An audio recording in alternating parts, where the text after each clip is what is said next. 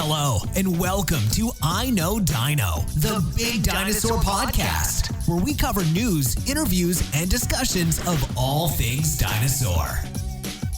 Hello and welcome to I Know Dino. I'm Garrett. And I'm Sabrina. And today's episode is brought to you by TRX Dinosaurs. They have innovative puppets, posable sculptures, and animatronics, all for sale at trxdinosaurs.com. This week, we have Dinosaur of the Day, Hadrosaurus. I say this often, but I'm surprised we haven't ever done that one. It's a pretty big name dinosaur. There's a lot of big name dinosaurs, turns out. I guess so.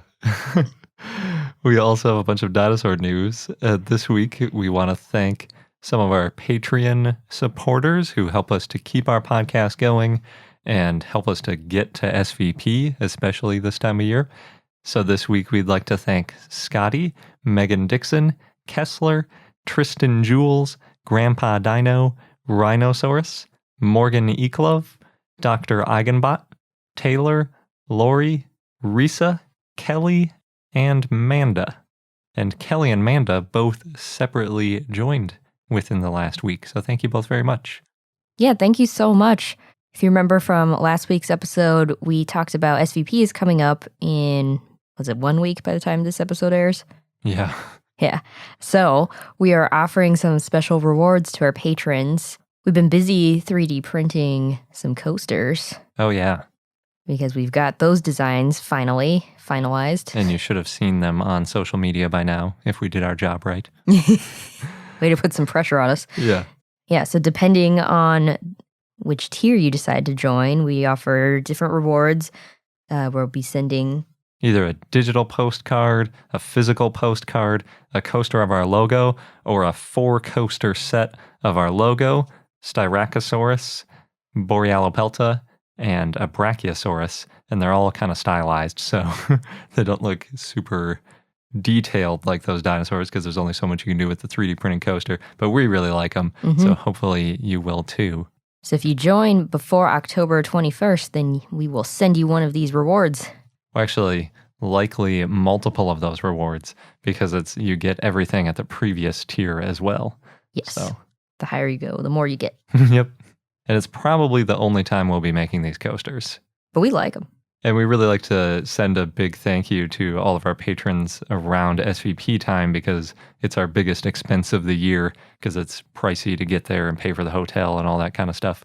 So, yeah. Plus, it's a huge amount of dinosaur information. It is. Excited to share. Yeah, it's great. We usually get a few good interviews in and things like that too.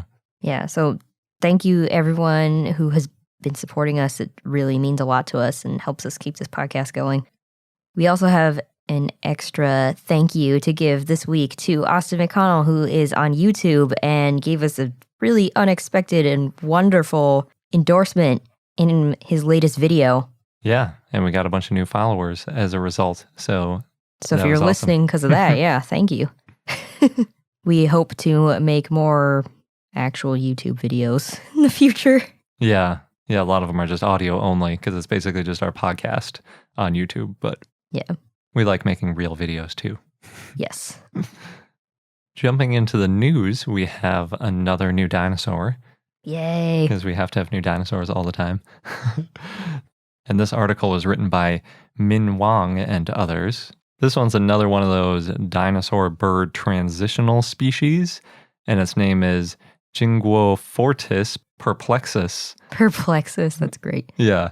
So Jinguofortis is Jinguo, which is Mandarin for female. It's like one of the lesser known usages. It looks like it's kind of an older usage. And then fortis is Latin for strong, so they say it means female warrior, which is kind of cool. And then perplexus comes from, obviously, perplexing, or at least it's the original Latin for perplexing, and it's because of the unusual mix of bird and non-avian dinosaur traits that are in Jinguofortis. It's a pretty interesting name. Yeah, it is interesting. And it was found in Xixia, Weichang County in Hebei Province, China, and that's kind of actually unsurprising if you've been following the bird-like dinosaur discoveries over the last few years, because that's kind of where a lot of them come from. And this one's about 127 million years old, which puts it in the early Cretaceous, also kind of the common time frame for these transitional bird dinosaurs, and they found a complete and articulated skeleton with feathers. Those were their words in the discovery, which is pretty awesome. You don't see a lot of dinosaurs that are found like the entire body, but in this area, I guess you kind of do because they're so small. Sometimes the whole thing gets fossilized together. Yeah, I was just thinking the size probably helps. Yeah, for sure. This one is very interesting, so I'm just going to go through some of the interesting characteristics about it. So it has teeth in its premaxilla, and the premaxilla is in the very front of the mouth. In some dinosaurs, it's really obvious where it's separated from the rest of the maxilla. So, for example, on like Spinosaurus or Dilophosaurus, they have like this extra little bump sort of at the end of their mouth that sticks out with more teeth, and it's kind of at a different angle sometimes. So it's the very tip of the teeth. It's kind of like the analogy would be our front teeth. So a lot of dinosaurs, especially the bird transition dinosaurs, don't have teeth there. They have teeth more towards the back of their mouth, and then the front is just more of a normal beak. But this guy has teeth all the way into the front of the mouth, it looks like. They couldn't see all of the teeth, though, because its mouth is kind of closed, and I don't know, maybe they couldn't get it in a CT scanner in time, or who knows what, but they said they're not really sure the exact extent of all the teeth. I think they saw like 6 or 7 in various spots. So they know that it had teeth more than most dinosaurs, because if it has teeth in the front there, probably has them down a lot of the mouth, because why wouldn't you? Yeah, and that's the place where you're most likely to lose them, is in the front. One example is Archaeopteryx does not have teeth in its premaxilla, and a lot of times people talk about Archaeopteryx as being sort of like the prototypical transition between dinosaurs and birds, but it's a really weird one because it actually occurs a lot earlier than this formation. It's out of Germany, and it has a lot of characteristics that are more bird-like than this dinosaur, but it also has some that are more dinosaur-like. Perplexing, one might say. Yeah, that's very true. Someone should name a dinosaur after that. So Archaeopteryx doesn't have those teeth in the front of its mouth, but Archaeopteryx does have a very long tail, much like a lot of dinosaurs did, the non-avian dinosaurs. This guy, Jinguofortis, has a much shorter tail. It's basically just a pygostyle like you see in modern birds. But yeah, so it's kind of like it's more bird-like than Archaeopteryx in one way with the tail, less like it with the teeth. And then it also has a fused shoulder girdle, which in other words, in the technical jargon, is a scapulocoracoid, because there's a scapula, which is the same as our scapula, our shoulder blade. And then birds also have something called a coracoid, which is a separate part of their shoulder sort of assembly. And in like, we don't even really have it as a separate bone. It's just kind of, if you looked at the evolution, it's just kind of like embedded in that scapula somewhere. So we just don't even talk about it anymore. But a lot of other vertebrates have separate shoulder blades, and they talk about the shoulder girdle, just like people talk about the pelvic girdle because it's separate bones, same sort of thing. But it's really weird because usually you don't see these bones fused together on animals that have wings, because, for example, on Archaeopteryx, they're not fused together, and it appears to help birds with their increased mobility of their arm, which you need when you're flying because you have to move your wings around. And Archaeopteryx, again, it appeared 25 million years before Jinguofortis. So it's another weird, perplexing little trait there. Going a little bit more into how that geometry works, the scapula and the coracoid kind of meet at the same point where the arm attaches. So if they're fused together, it just reduces the flexibility of that area. And you really need a flexible joint when you're flying, because wings don't just go up and down. They have a little bit more of a complex motion, and you have to be able to fold them and things like that. So it's kind of important to have that be flexible. So the authors even considered that maybe it couldn't fly, that maybe it had transitioned from a flying dinosaur and it was transitioning back towards the land or something. And one reason to think that is that ostriches and some other modern flightless birds actually have those refused together too. So it's a very strange dinosaur. But most likely what it is it's just like another sort of random offshoot from some ancestral dinosaur, and it's evolving flight in a different kind of way. And they think that it was evolving flight because it has very well preserved wings, including feathers as well. So it would be pretty strange for them to have such great wings if they were flightless. Ostriches do not have the kind of wings that this bird has. Right. The feathers are a little bit weird. They're unusually long and narrow, but they do look like they're the type of feathers that you would use for flying. And they identified both primary and secondary flight feathers, which are things that you know about if you're into birds. And at first glance, it really does look very bird-like. When I was looking at the paleo art of it, I thought it looked like a pigeon with a bigger beak. Oh, that'd be scary. Also with the teeth. Yeah, it would. It also has claws sticking out of the front of its wings because unlike birds, modern birds, where their wing is their entire arm, on this guy, it's like the arm goes maybe halfway down the wing and then it's like hand finishes out the rest of the wing. So there are claws from, the beginning fingers sticking out in that front edge of the wing there. So yeah, it's clearly not your average bird when you look closely at it. So this is another one of those interesting in-between dinosaurs, and not really right in between. It's kind of like the sauropodomorph from last week, where it's just sort of an oddball, like how does this fit in, just making the evolution more complicated, because it just kind of proves that it's not that simple straight line of evolution that people like to think about, where it's like first birds lost teeth, and then they grew wings, and then their tail shrunk, and then they had better feathers, and like that sort of step-by-step process. It's like, well, then there was this one that had a really good shoulder for flying, but then there was this one 25 million years later that didn't have it anymore. So which one is the ancestor to the modern bird is just kind of anybody's guess, because it's such a messy jumble of traits. Is it another case of need more fossils? Yes, definitely. And if you're wondering where this bird is, it's housed at the Institute of Vertebrate Paleontology and Paleoanthropology, also known as IVPP, which uses this logo that just looks just like the Sinclair sauropod. I think of it every time I see this logo. But it's in Beijing, and I think it has like the largest collection of anywhere in Asia. But they do have a public display space. I don't think it's on display. I think they mostly display, the big dinosaurs that attracts the crowds. But if you're in the area and you want to check, it's on our dinosaur map. Yeah, the one on our website. Up next, we have another new dinosaur discovery. This one was written by Elizabeth Malafea and others. Hopefully I got that right. And published in the Journal of Paleontology, which is open access. That's nice. And thanks to Portuguese Eagle for sharing it with us. Unfortunately, even though it's a new dinosaur discovery, it's not a new official dinosaur because they didn't find enough to actually make it a diagnostic find. Need more fossils. Yeah, or more bones from this one fossilized creature. So this one is a new Allosauridoid, and it's likely a carcharodontosaurid that was found in Portugal, about 45 kilometers north of Lisbon, if you're in the Portugal area and you want to know where exactly to go. So it's a carcharodontosaurid. I'm just going to assume that it is because that's how they titled their paper. And if you're not familiar, those are those mostly South American, African dinosaurs that are sort of T-Rex looking meat eaters. They're not quite as bulky as T-Rex, but they're still just massive in general. At least Carcharodontosaurus was just huge, and it had really sharp teeth for eating other dinosaurs and other animals that were unfortunate enough to be around it. Yep. And there are a surprising number of dinosaurs that are already known from Portugal. They kind of lucked out in having a big late Jurassic chunk of rock sticking up out of the ground. And it looks like it's hundreds, maybe thousands of square kilometers.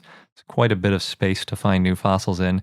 And then the area is also pretty devoid of plants. So the pictures of it kind of remind me of Colorado and Utah, sort of that late Jurassic Badlands looking area, which is just like kind of the best environment to look for fossils in. Nothing in your way. Mm-hmm. They said that this specific find has a lot of features in common with an earlier find from Portugal, but unfortunately they only found about a third of the tail and a foot. Those are like the two main things. Some other little fragments too. Oh yeah, that's not much. No. The third of the tail that they found was about 5.5 feet or 1.7 meters long when they sort of reassembled it. It's a long tail. It is. That's only a third of it. And then when you scale that up with a reconstruction of neovenator, which is what they used for their sort of scaling, I guess, it's about 24 feet or 7.4 meters long. And it would have weighed somewhere in the kind of 1 to 2 ton range. and been over 6 feet tall. So it's big, but it's not massive.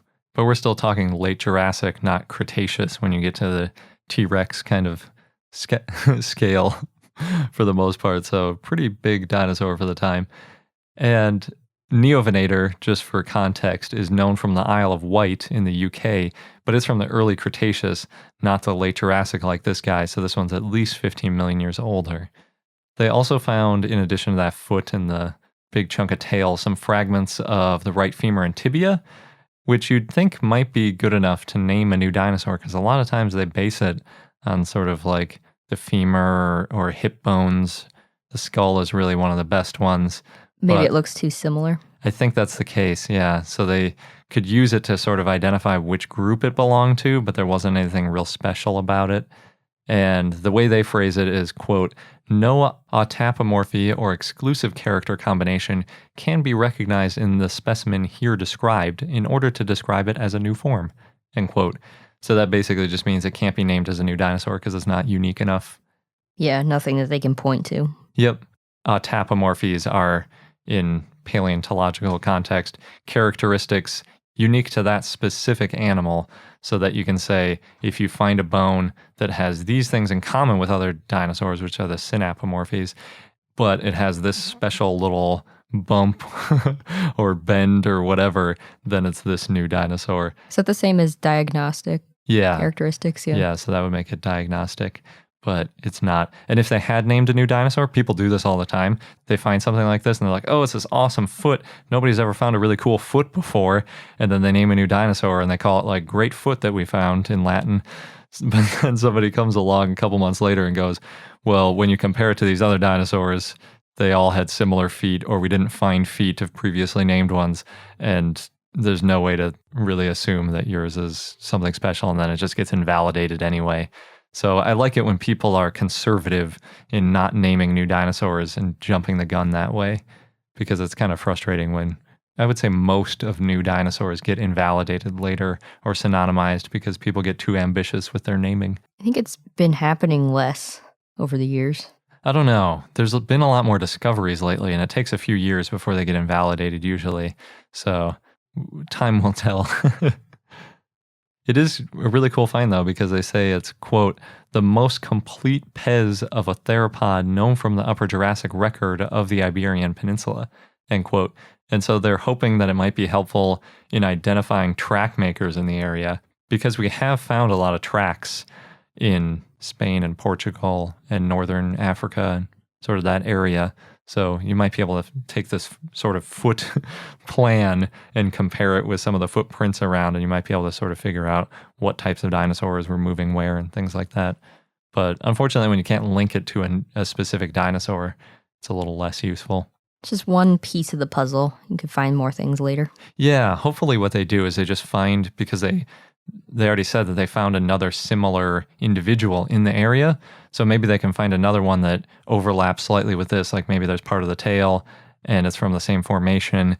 And then, it also has a skull, and then we can combine it. And now we have the foot and the skull and part of the tail. That's kind of the way you hope things work out in paleontology, at least. It often doesn't work that way, but we can hope. We've got a lot of museum news. So the first item is that the director of the National Museum in Rio, Brazil, Alexander Kellner, said that he's, quote, extremely confident about what he saw in the museum when they looked around. For reference, that's the museum that had a large fire and basically burned down about a month ago, and many specimens were lost. Part of the museum collapsed but didn't burn, and that means that there's a chance to preserve what's underneath. So over the next 6 months, they're working on stabilizing the building and placing a temporary cover over the old palace, and then they can start rescuing the collection. But first, it's a safety issue. And the next step is for them to get National Congress to increase next year's budget to rebuild the building. And if that happens, Kellner said he thinks the museum can reopen in about 3 years.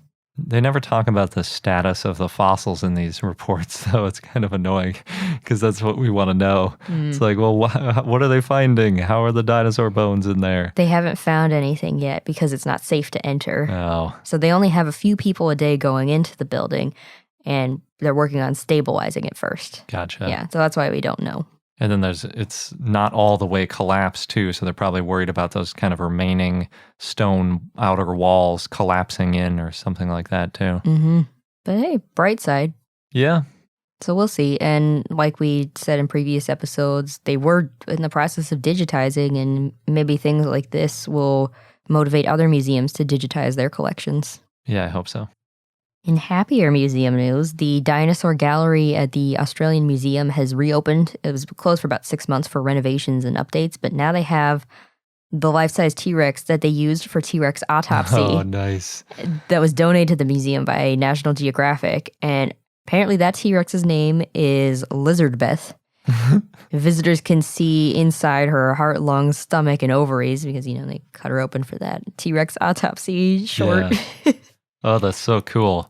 I'm glad they put that on display somewhere. Mm-hmm. I wonder why that show was on a long time ago. Where has it been all these years? I don't know. Maybe they had to clean it up because I know they added things to make it smell. Oh, true. And then they cut up a lot of the stuff inside. Oh. Maybe they had to stitch it back up or something. Yeah, they might have reused the outer, sort of like the museum that they're rebuilding. Might have had to rebuild the inside of this T-Rex. Lizardbeth. Yeah. It's a good name. It is. So maybe when we're in Australia, Garrett. Yeah. Swing by. Hopefully, see Lizardbeth. Hopefully we can make it to Australia and also to the Australian Museum. Yep. In New Mexico, the New Mexico Museum of Natural History Foundation in Albuquerque, New Mexico, has a campaign to bring an animatronic version of the Bisti Beast dinosaur for permanent display. The Bisti Beast fossil is a Bastahivircer celiac skull and jaw, and it's of a tyrannosauroid. Cool. In 2016, the fossils were shipped to Japan, where they made a replica of the skull, and then eventually they also made a full-size animatronic that blinks its eyes and moves its tail and head. The Museum Foundation is trying to raise $120,000 to buy that animatronic by spring of next year, 2019. Wow. Would be cool. The Royal Tyrrell Museum recently shared an interesting post about 3D printing a Daspletosaurus skull for display. So their specimen is too delicate for display, the actual bones. Most of the pieces of the skull are also too fragile for traditional casting, where they make the replicas. So they used photogrammetry to make 3D models of each piece of the skull and printed the pieces. Oh, wow. And then they took photos of each piece of the skull with scale bars to make sure they had accurate measurements. And then that allowed them to create digital models of each side, and then they made a 3D model. Lots of steps. Yeah. To give you an idea, they took 277 photos of the pre-maxilla to build a 3-part model to make a digital version. And then they created the 3D printed cast. It's pretty cool. Yeah. In South Carolina, the Upcountry History Museum in Greenville has a new exhibit called Dinosaurs, Land of Fire and Ice. It's a traveling exhibit that was made by Minnesota Children's Museum. It's in Spanish and English. It displays warm and cold dinosaur environments. You probably guessed, fire and ice. So the exhibit includes sculpted dinosaur models you can touch. There's facts about dinosaur colors and textures. And they also show the process of scientific discovery to help show a connection between science and history. The Land of Fire section shows dinosaurs that lived in the late Cretaceous in what is now Montana, includes Triceratops and T-Rex. And the Land of Ice section shows habitats that dinosaurs lived in what's now Alaska, and that includes Edmontosaurus. If you're in the area, the exhibit's open from now until January 7th. On October 24th, the Texas Energy Museum in Beaumont, Texas is hosting a Dinosaur Day from 9 a.m. to 1 p.m. So if you're there, you should stop by. They have activities such as painting papier-mâché dinosaurs. Could be fun. And last, there's 9-year-old Elijah Stevenson, who won first place in the Kern County Fair in California for his dinosaur exhibit, which was a very well-done exhibit. He has over 100 dinosaurs in his collection. He's loved them since he was a toddler. In this exhibit, there's a lot of dinosaurs from Jurassic World I saw, Dilophosaurus and T-Rex and others. It's pretty large. It has its own table or display area. And there's pictures of Elijah with a glue gun. So it looks like he put a lot of work into it. And it paid off. So great job, Elijah. And before we get into our Dinosaur of the Day, we're going to take a quick break to thank our sponsor, TRX Dinosaurs. As a reminder, they make puppets, posable sculptures, and animatronics. And they post a lot of work-in-progress photos on their Instagram at TRX Dinosaurs. And the last 3 I'm very, very excited about because they are making a giant sauropod. Yeah, it looks awesome. At first, we thought, Well, maybe they're just painting the wall because it was just a projection of a sauropod, sort of the silhouette on a wall. It's like, well, they could just be decorating the new studio they moved into. But then the next day, there's a huge foam sauropod neck. A video of it being sculpted, yeah. Yeah, that's awesome. So they're hoping to get it ready in time for SVP. Oh, I hope that it happens. If there are, you can bet there are going to be pictures of Sabrina just I'm so excited. Swooning over it. So I know. The latest photos of a baby T-Rex sitting on its neck. I love it so much. So if you want to get your own sauropod, you could get one that big. They make everything to order. Or you could get one that's smaller. Might be more reasonable for your home or museum. But either way, head over to trxdinosaurs.com and let them know what you want. And you'll work out exactly your dream dinosaur sculpture or animatronic or puppet. Yep. You too can have a sauropod. Yep. And now onto our dinosaur of the day, Hadrosaurus, which we decided to bring this one up because it was mentioned in Jurassic World and in the Jurassic Park book. And it's also just a very well-known and important dinosaur. Yes. If you're wondering, though, for Jurassic World specifically, you can see it in the hologram at the Innovation Center in Jurassic World. It's on the Jurassic World website, and they talk about a herd of Hadrosaurus stampeding during a T-Rex attack in the first book. Which I think just got replaced with Gallimimus in the movie. Yeah. Which I think was actually kind of a nice change because they look more bird-like and it's kind of fun. Yeah, that was a cool scene. But anyway, Hadrosaurus lived in the Cretaceous in what's now North America, and its name means bulky or large or sturdy lizard. It was herbivorous. It had 4 limbs shorter than its hind limbs. It was mostly quadrupedal on 4 legs with a long tail, but it could be bipedal at times. It weighed around 7 to 8 tons, and it was about 25 feet or 7.6 meters long and 10 feet or 3 meters tall.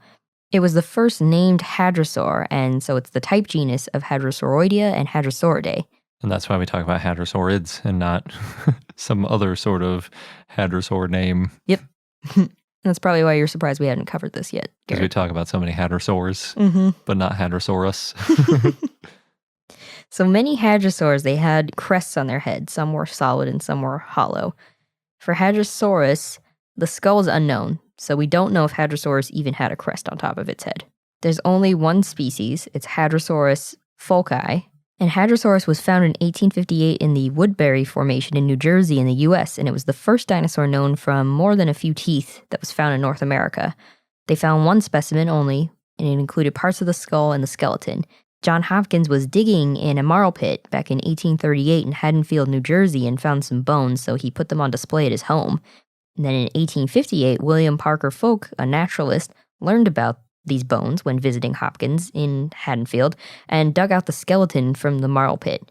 Folk worked with Joseph Leidy, and they found limbs, a pelvis, parts of the feet, vertebrae, some teeth, and parts of the jaw. And then Leidy described it in 1858 and named it in honor of Folk. Leidy wrote a monograph in 1860, so lots of details, but then the American Civil War delayed the publication until 1865. Leidy found that Hadrosaurus was similar to Iguanodon, but the skeleton was more complete compared to what had been found of Iguanodon at the time. The site, which is known as the Hadrosaurus foci Leidy site, is now a National Historic Landmark. So this site was actually lost for a while, but then an Eagle Scout, Christopher Breeze, rediscovered the dig site as part of his project to earn the Eagle Scout title in Boy Scouts of America. And the dig site coordinates, they were lost shortly after the skeleton was dug up. But in 1984, Breeze used old maps and found the location and then cleaned up the garbage that had piled up on the site. And his team marked the spot with a 700-pound stone, which now has a plaque on it. The site is at the end of a cul-de-sac in a suburb. They have a table there that people put their dinosaur toys on, and then neighborhood kids come in and swap out the toys when they want to play with new ones. And we know this because we visited there. Yeah, when we were living in New Jersey, we took a little pilgrimage down to this significant piece of dinosaur heritage. Yes, but we had no idea it was in a regular neighborhood. So when we were driving there, we kept thinking, is this right? This can't be right. Because you're just getting to the end of a residential street where it dead ends, and then you see a little plaque, and you're like, oh yeah, look at that. Yeah. So there's a sort of ravine that goes along the neighborhood, which is why it dead ends there, because there's a ravine. And also, a dinosaur. Yep. At least there was. And this lovely tradition with the table and the toys. Yeah. The Hadrosaurus was the first mounted dinosaur skeleton back in 1868. Lady said that Hadrosaurus was bipedal because it had large rear legs with the tail dragging on the floor and that it walked upright in the tripod position. And that was kind of common in the beginning of figuring out dinosaurs. They also thought it was bipedal because of tracks in England. There was a bipedal dinosaur. Also, the discovery of the Tyrannosaur Dryptosaurus in New Jersey in 1866. And Thomas Henry Huxley had this idea that dinosaurs were bird-like, which he was right. But that doesn't mean they were all bipedal. Yes, hadrosaurs were definitely not bird-like, but other dinosaurs were. Yes. So now the thinking is that Hadrosaurus was mostly quadrupedal, but could have reared up to get food that was higher up, and it may have been able to run on two legs to get away from predators. Yeah, especially the young ones. Yeah. Benjamin Waterhouse Hawkins, who made the Crystal Palace dinosaurs in London, including the one of Iguanodon, and a team mounted the Hadrosaurus, and that was put on display at the Philadelphia Academy of Natural Sciences, which we also saw, because it's not too far from the site. Yeah, it's pretty close. Hawkins sculpted a plaster skull because no skull was found. The Academy started charging admission for the first time for people to see that mount to keep the crowds under control. Hadrosaurus was also the first dinosaur mounted in Europe when a copy was made and mounted at the Royal Scottish Museum in Edinburgh, Scotland in 1879. Because the skull wasn't really found, Hadrosaurus for a while was thought to be too incomplete to compare to other hadrosaurs for classification and was actually considered to be a nomen dubium. Then Dr. Albert Prieto Marquez, David Weishempel, and Jack Horner thought that it was too similar to other hadrosaurs in 2006 even. Then in 2011, Prieto Marquez found that the hip was distinct enough to keep Hadrosaurus as a valid dinosaur. Yeah, when you see the mount of it, it's not the most compelling thing because there are very large gaps Right. in what they actually found. Just like little bits and pieces from a few different bones. And an outline of the shape. Yeah, sort of like a real-life silhouette that they made. Yeah. Hadrosaurus is the official state dinosaur of New Jersey, which makes sense. Actually, fourth graders from Haddon Township worked for 4 years to make Hadrosaurus the state dinosaur. The teacher, Joyce Berry, said, quote, "We were known as the shortest lobbyists, but the loudest," end quote. And Governor Jim Florio signed the bill into law back in 1991. Yeah, and there's a big sculpture of Hadrosaurus named Hattie in Haddonfield, pretty close to where the discovery was, too. Yes, that one, it's giant. It's 8 feet tall, 1,200 pounds. Built in 2003, known as Hattie, because it's in Haddonfield, and it's a Hadrosaurus, and is made by John Giannotti. Yeah, I think also it's called Hadrosaurus because it's from Haddonfield. Yeah. So it's like circular. Yeah. There's also a creek called Hadrosaurus run by the site where it was found. Benjamin Waterhouse Hawkins had planned to have something similar to London's Crystal Palace in Central Park in New York, but Hawkins apparently didn't like Boss Tweed, who ran the area at the time, and then Hawkins spoke out publicly against him, so in retaliation, Tweed's men broke into his studio and destroyed all of his dinosaurs, including one of a Hadrosaurus, so the project fell through. Yeah, that's a huge bummer. But as you mentioned, you can see a replica of Hadrosaurus at the Philadelphia Academy of Natural Sciences, the one we saw. The original bones are still there, just not on display. But yeah, like we said, the outline. The Hadrosaurus holotype was found in marine sediments, so the body may have been transported by a river to a sea. And in case you were wondering, predators of Hadrosaurus included tyrannosaurs, giant crocodiles, and dromaeosaurs, and troodonts, for at least the juvenile ones. They would have been small enough for troodonts to go after them. And our fun fact of the day is that humans and some dinosaurs, really birds in this case, both have massively reduced tails that are basically just a few fused bones. And in birds, it's called a pygostyle, but in humans, it's called a coccyx. And the main difference is that ours doesn't have a huge plume of feathers sticking out of it. It doesn't always on birds either, but often. And I couldn't find really any other differences. I think it's just different names for a very similar bony structure. Randomly, there's also a bone called a urostyle, which is pretty similar, but in frogs. What? And yeah, so that one's kind of weird. It's a little bit longer and narrower, and frogs have a really weird skeleton in general. But it turns out that a lot of animals lose tails, and then they usually don't lose them completely. They have these little bony remnants, and then you got to call them something, and We always come up with something new. Apparently. Something style. Yeah. Or 6. Oh, yes. And that wraps up this episode of I Know Dino. Thanks for listening. Don't forget to subscribe to us so you don't miss out on any new episodes. Also, you have until October 21st to join our Patreon and get all of those rewards for SVP. So check out our page at patreon.com/iknowdino. Thanks again, and until next time. Thank you for listening to I Know Dino. If you have any questions or comments about dinosaurs, we'd like to hear from you at plesiosaur@iknowdino.com. And for more information on dinosaurs, go to iknowdino.com or follow us on Google, Facebook, Tumblr, or Twitter at I Know Dino.